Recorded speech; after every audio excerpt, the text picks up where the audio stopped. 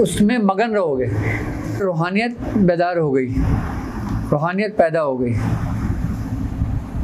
ठीक है,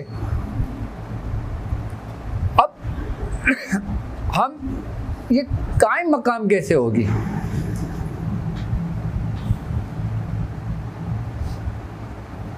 हमने इतनी मेहनत की, हमारी आदत बन गई। चले, हमारी एक आदत है कि हम जो अपने लिए करते हैं वो दूसरों के लिए करते हैं। हर बंदा ये बोलेगा, उसका अखलाक भी अच्छा होगा, मिजाज भी अच्छा होगा, उसमें आजिज़ी भी होगी, उसमें इनकिसारी भी होगी, उसमें मोहब्बत भी होगी, उसमें मोहब्बत भी होगी। अब जब वो रूहानियत के मकाम पर आता है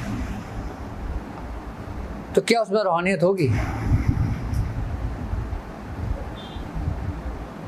एक बंदा जिक्र अस्कार करता है और एक बंदा कुछ भी नहीं करता, लेकिन वो इन हदीसों पे अमल कर रहा है। उसने ये नियत की हुई, ना तो वो चिल्ला करता है, ना वो रियाजत करता है, ना वो कोई पढ़ाइयाँ करता है। इसकी रूहानियत में और उसकी रूहानियत में कुछ फ़र्क होगा?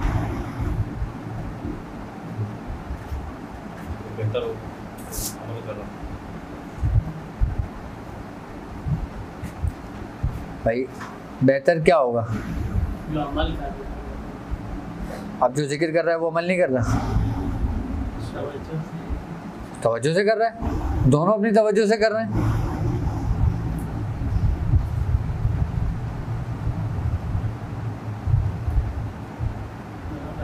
यही वो दो रास्ते हैं जिसके बारे में बुजुर्ग फरमाते हैं कि रियाजत के रास्ते से आओगे या मोहब्बत के रास्ते से आओगे। क्या रियाजत के रास्ते से आओगे या मोहब्बत के रास्ते से आओगे? अब चुनना तुमने।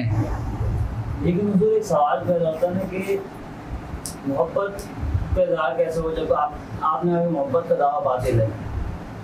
मोहब्बत का इजहार इंसान अपनी आजिज़ी, इनकिसारी और इखलास से करता है। अब जैसे हज़रत सैयदना शेख अब्दुल कादिर जिलानी रहमतुल्लाह अलैह, आपके दो मुरीद आपके खादिमीन थे। एक का काम था कि लोगों की चप्पलें से एक जगह करना और एक का काम था किचन संभालना। अच्छा, उनको 40 साल हो गए थे ये खिदमत करते हुए। एक वक्त उनके दिमाग में एक बात आई, ना वो चिल्ला करते थे, ना वो रियाजत करते थे, ना वो इबादत करते थे। खैर, उनके दिमाग में एक बात आई, यार हमें इतना अरसा गुजर गया, हमने क्या देखा, लोग यहाँ पर आते हैं, लंगर खाते हैं, कुछ तारीफ़ करके चले जाते हैं, कुछ बोलते हैं नमक कम है, कुछ कहते हैं मिर्चें कम है, कुछ कहते हैं गोश्त कम है, और हमने तो यही देखा है यहाँ पर। तो दूसरा बोलता है, यार चल, अगर अब कोई आएगा ना मुसाफिर तो हम उसके साथ सफ़र करेंगे। अच्छा, इत्तेफाक की बात है, उसी रात में 2 कुतुबुल अख्ताब आपकी बारगाह में हाजिर होने के लिए आए, तो आपने इनको रोक लिया। आपके खादिमीन में कुतुबुल अख्ताब कौन? जो रूहानियत को तकसीम कर रहा है। अच्छा, जब वो गए अंदर, मुलाकात होकर बाहर आई, तो उन 2 खादिमों ने कहा कि हुजूर हमें भी अपने साथ ले चलें। तो इन्होंने कहा, तुम हमारे साथ रह लोगे? हम भूखे रहते हैं। उन्होंने कहा, हाँ रह लेंगे। हम सोते नहीं हैं? हाँ, बर्दाश्त करेंगे। उन्होंने कहा, चलो फिर। साथ चल दिए। तो जब सफ़र हुआ, 24 घंटे गुजरे, भूख लगी। अब उन्होंने कहा, हुजूर भूख लग रही है। तो उन बुजुर्ग ने कहा, अच्छा। उन्होंने मुसल्ला बिछाया, 2 रकात नमाज नफिल पढ़ी और दुआ करी। वो गैब से खाना आ गया, एक थाल खाने का उतर गया। अब चारों ने खाया। जब खा चुके तो ये 2 खादिम थे, इन्होंने कहा, भाई अब खाना खा लिया, अब थोड़ा सा आराम कर लें, थक गए। उन्होंने कहा, भाई हम आराम नहीं करते, हमें आगे का सफ़र करना है, अगर तुम्हें यहीं ठहरना है तो ठहर जाओ। कहा, नहीं नहीं, हम नहीं ठहरते, हम साथ चलेंगे, तुम्हारे साथ चले गए। अब जब 24 घंटे गुजरे, फिर भूख लगी। अब जब भूख लगी तो दूसरे ने क्या करा, मुसल्ला बिछाया, 2 रकात नमाज नफिल पढ़ी, उसने दुआ की, वो एक थाल आ गया, फिर खाया, फिर आगे की तरफ चल दिए। अब फिर 24 घंटे गुजरे, उसके बाद फिर उन दोनों जो कुतुबुल अक़ताब थे उन्होंने कहा कि आज तुम्हारी बारी है। क्या? उन्होंने कहा भाई हज़रत मुझे तो कुछ भी नहीं आता, मैंने तो सारी ज़िंदगी वहाँ पे जूती सीधी करी चप्पलों की। कहा हमें नहीं पता, तुमने दुआ करना है, खाना आ गया तो खाएंगे वरना चल लेंगे, आज तुम्हारी बारी है आज। अब मरता क्या ना करता। अब उसने क्या करा, मुसल्ला बिछाया, खड़ा हुआ, 2 रकात नमाज पढ़ी, उसने दुआ के लिए हाथ उठा दिए। अब जब दुआ के लिए हाथ उठाए तो 2 थाल आए, यानी कि उनके एक थाल आ रहा था, इनके 2 थाल आए। अब वो जो कुतुबुल अक़ताब थे वो बड़ी हैरत में रहे, कहने लगे यार तुम झूठ बोलते हो कि मुझे कुछ नहीं आता। कहा हुजूर मुझे कुछ नहीं आता, मैं तो जिसका खादिम था ना, मैंने तो उसके वसीले से मांगा था।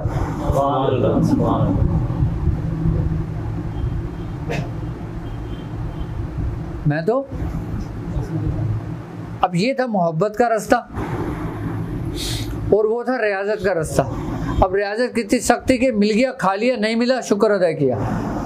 मोहब्बत क्या होती है, भूखा सोने नहीं देती हो, कभी कभी भूखा भी सुलाती है।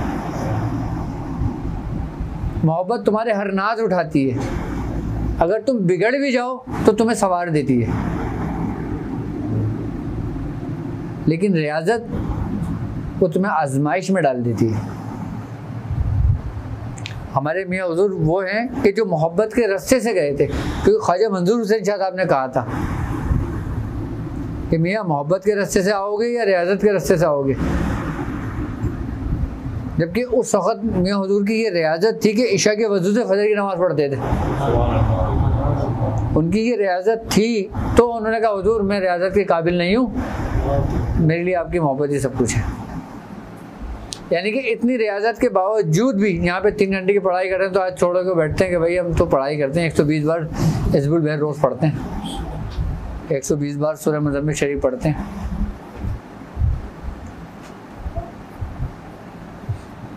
और अगर रोज़ा रख लेते तो मस्जिद में नमाज़ पढ़ने चले जाते हैं तो अपने आप को फ़ख्र हो रहा होता है, देखो यार हमारा रोज़ा बाकी किसी का भी नहीं है। ऐसी एक हिकायत है कि एक शख्स मस्जिद में गया और उसने मौलवी साहब को बोला कि मौलवी साहब मैं कल से तुम्हारी मस्जिद में नहीं आऊँगा। क्या? कल से मैं तुम्हारी मस्जिद में नहीं आऊँगा। उन्होंने कहा भाई क्यों नहीं आएगा तू? मैंने कहा देखो मैं आता तो हूँ, यहाँ पे सब मोबाइलों में लगे होते हैं, कोई मोबाइल में मैसेज पढ़ रहा है, कोई मोबाइल देख रहा है, कोई मोबाइल पे बात कर रहा है। ये मस्जिद है, अल्लाह का घर है या लोगों के लिए? ये आप समझाते नहीं हो, मना नहीं करते इनको? अच्छा, उन्होंने कहा अच्छा एक काम करो, तुम भले ना आना लेकिन एक काम कर लो। उसने कहा बोलो। वो उसने मिट्टी का प्याला पानी में फुल भरा और उसके हाथ में दे दिया। उसने कहा पूरी मस्जिद का गश्त करो। उसने प्याला लिया, उसने कहा पानी नहीं गिरना चाहिए वरना मस्जिद में रख के देके निकालूंगा फिर अगर गिर गया तो। उसने कहा नहीं गिरेगा। उसने पूरा प्याला मस्जिद के पूरे चारों तरफ पूरी मस्जिद घूमी और प्याला उसके हाथ में दे दिया। अब इमाम साहब ने उससे कहा कि हज़रत ये बताएं कि उस कमरे में कितने लोग बैठे हुए थे? मुझे क्या मालूम, मैं तो खाली प्याले पे नज़र थी मेरी। तो कहा था तू अपने रब पे नज़र क्यों नहीं रखता? इसी तरह अपने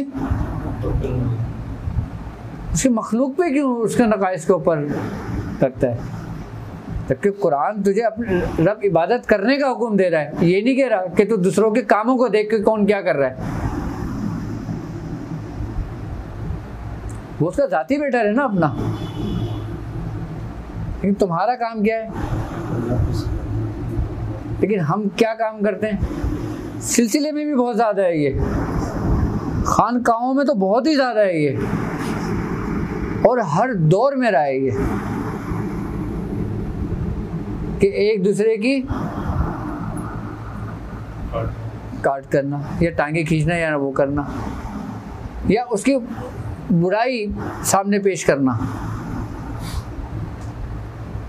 यहाँ तक के ये वाक़या शायद हज़रत अबू बकर शिबली रहमतुल्लाह अलैह का वाक़या है, ये हज़रत जुनैद बगदादी रहमतुल्लाह अलैह का वाक़या है। एक शख्स आया आपके पास, कहने लगा हुजूर फला शख्स चौराहे के ऊपर आपकी बड़ी बुराइयां कर रहा है। क्या कर रहा है? आपकी बुराइयां कर रहा है। आपने कहा कोई बात नहीं। कहा हुजूर उसने ऐसे से बोला है और उसने आपके मामले में ऐसी ऐसी बातें कही हैं। आपने कहा कोई बात नहीं, छोड़ो। उसने कहा हुजूर उसने तो हद ही पार कर दी है। उन बुजुर्ग को गुस्सा आया। उन्होंने कहा अगर उस शख्स ने ये बात कही भी है तो तूने मुझ तक क्यों पहुंचाई? उसने तीर चलाया और तूने तीर लाकर मेरे सीने पे कापा, तो तू भी उसमें बराबर का शरीक हुआ कि तू भी इसमें बराबर का शरीक हुआ। अगर वो कह देता मुझ तक खबर नहीं पहुंचती, ये अल्लाह और उसका मामला था, अल्लाह और उसका मामला था, लेकिन मुझ तक ये तो कासिद बनकर आया। तो रूहानियत की दुनिया में जो ना हमारी छोटी छोटी एक्टिविटी से, हमारी छोटी छोटी मामला से जो ना जिंदगी भर की मेहनतें ज़ाया होती हैं।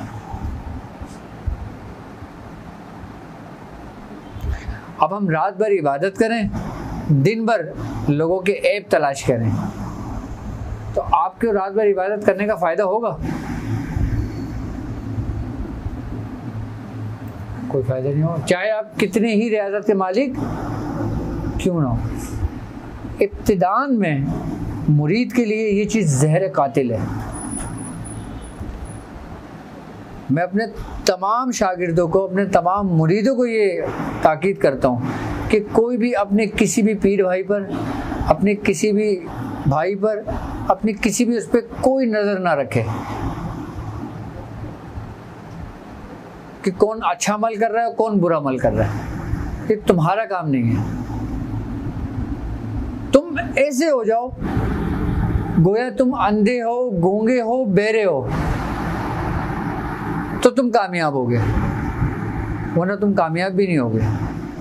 तुम अपना भी वक्त ज़ाया करोगे और अपने उस्ताद का भी वक्त ज़ाया करोगे।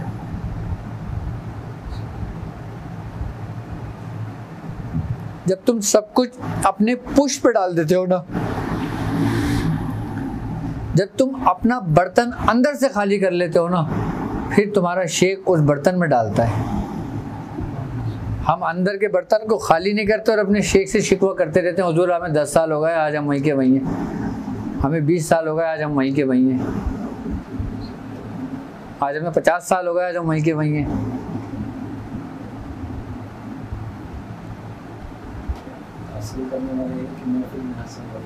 हासिल करने वाले बड़े बुजुर्ग फरमाते हैं कि शेख की सोबत ना, शेख की महफिल ऐसे है कि जैसे बुजुर्गान ने फरमाते हैं कि अगर हमल ठहरना हो ना तो एक सोबत में हमल ठहर जाता है।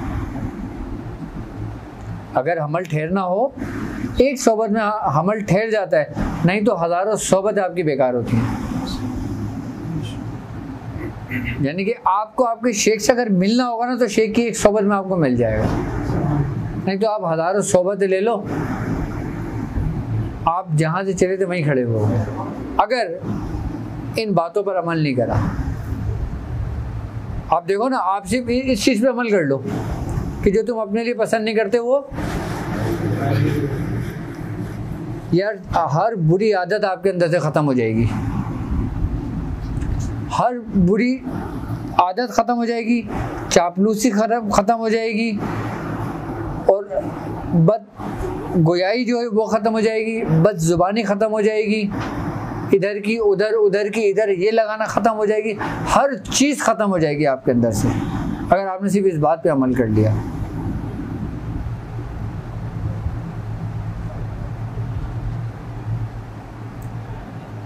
अच्छा, रूहानियत किसी बड़े बड़े ताज में नहीं है, रूहानियत बड़े बड़े जुब्बों में नहीं है, रूहानियत बड़े बड़े महलों में नहीं है, रूहानियत नामों में नहीं है। रूहानियत अगर है तो वो आपके किरदार में है, आपके अंदर है। मैं क्यों बारहा इस बात पे जोर देता हूँ कि आप अपने अंदर के खसाइल रज़ीला को ख़त्म कर दें, कि जिस दिन आपके अंदर से खसाइल रज़ीला ख़त्म हो गया, आपके मामलात बिल्कुल सीधे होने शुरू हो गए। और खसाइल रज़ीला को ख़त्म करने के लिए ये 2 हदीसें हमारे लिए काफ़ी हैं, तीसरी किसी हदीस की ज़रूरत नहीं है आपको। आप अपना अखलाक अच्छा कर लो। यार आपको कुछ भी नहीं आता, आप 0/0 हो। अगर आपके अंदर आजिज़ी है, आपके अंदर इनकिसारी है, आपका अखलाक अच्छा है, तो बड़े से बड़ा दुश्मन भी ना, मैं ये बात दावे से कह सकता हूँ, वो घुटने टेकेगा आपके आगे।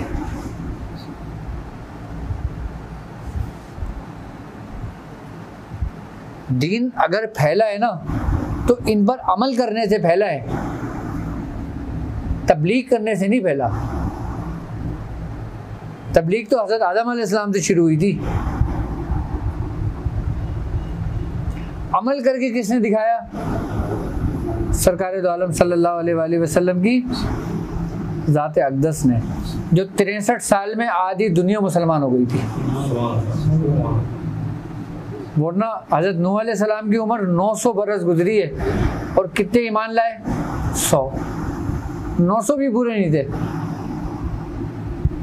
यानी कि 100 साल में 100 तो होते। हज़रत मूसा अलैहिस्सलाम की उम्र 125 बरस, लोग ईमान कितने लाए? हज़रत ईसा अलैहिस्सलाम, कितने लोग ईमान लाए? और आपकी उम्र मुबारक 63 बरस, और आधी दुनिया मुसलमान हो चुकी थी। ये भी आपका मौजज़ा है। और जो सहाबा कराम आपके सोहबत याफ्ता थे, वो इन हदीसों को फॉलो करते थे, वो उन नशिस्तों को फॉलो करते थे। उन्होंने गिराएं अपने ऐसे बांधी हुई थी कि सरकार दो आलम ने फरमाया कि अगर किसी ने आज के दिन मेरी कोई सुन्नत को भी तर्क किया, वो हम में से नहीं है। उस दौर की बात बता रहा हूँ जब आप हयात थे, जब तमाम सहाबी रसूल थे। और फिर आपने उसी वक्त में एक बात फरमाई कि मेरी उम्मत में एक वक्त ऐसा भी आएगा कि जो शख्स मेरी एक सुन्नत को जिंदा करेगा, वो मेरे साथ जन्नत में ऐसे होगा। यानी कि एक वक्त क्या था और एक वक्त क्या है।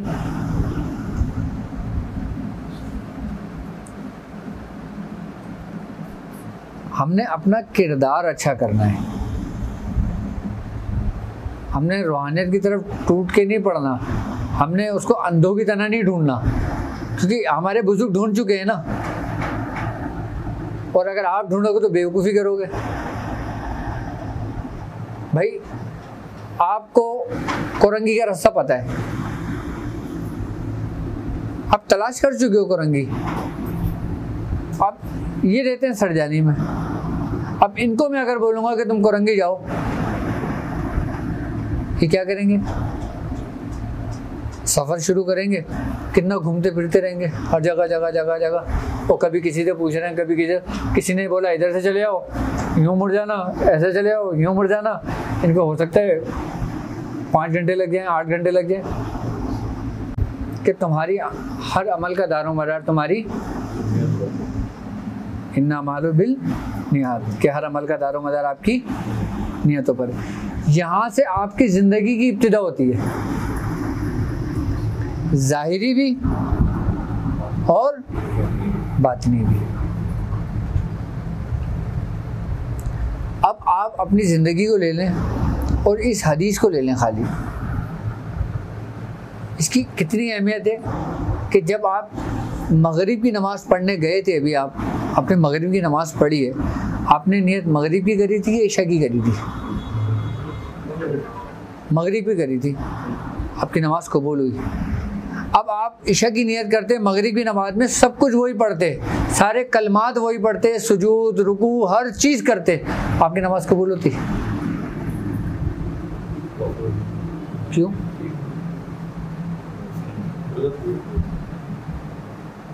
तो नियत का दारो मदार किस कदर है आपके ऊपर। यानी कि आपका फैसला होता है काफिर और मुसलमान का, मोमिन और मुशरिक का, मोमिन और मुनाफिक का। सिर्फ किससे? अच्छा नहीं, अब नियत क्या है? नियत इरादे का नाम है। अब इरादा क्या है? इरादा क्या है? इरादा है गुमान। अच्छा, गुमान क्या है?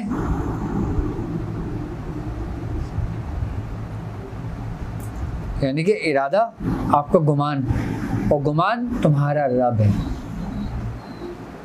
हदीस है कि तुम जैसा गुमान करते हो ना, तुम्हारा रब उसको पूरा करने के लिए तुम्हारे करीब आ जाता है।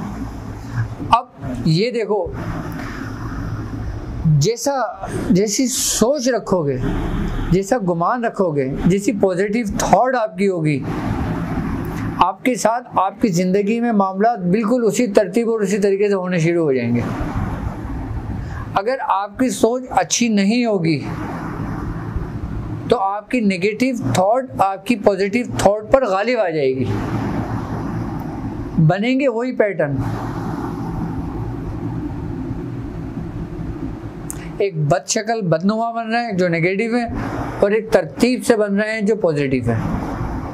अब जब बन रहे हैं तो वो एक बरकी रेस से आपके जिस्म से निकल रहा है बाकायदा तौर पर, जो अपने असल की जानिब लौट रहे हैं। नेगेटिव थॉट आपके नफ्स को जिंदा करती है, पॉजिटिव थॉट आपकी रूह को बेदार करती है। आप अपना तज्जिया कर लें कि आप अपने रब की इबादत करते हैं या अपने फिर नफ्स को पूछते हैं।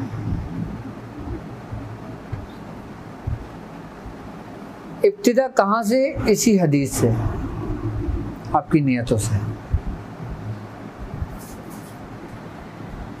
अब आपकी नियत किसी को धोखा देने की होगी, चाहे आप कितना ही नेक काम क्यों ना कर लो, अंजाम क्या होगा आपका?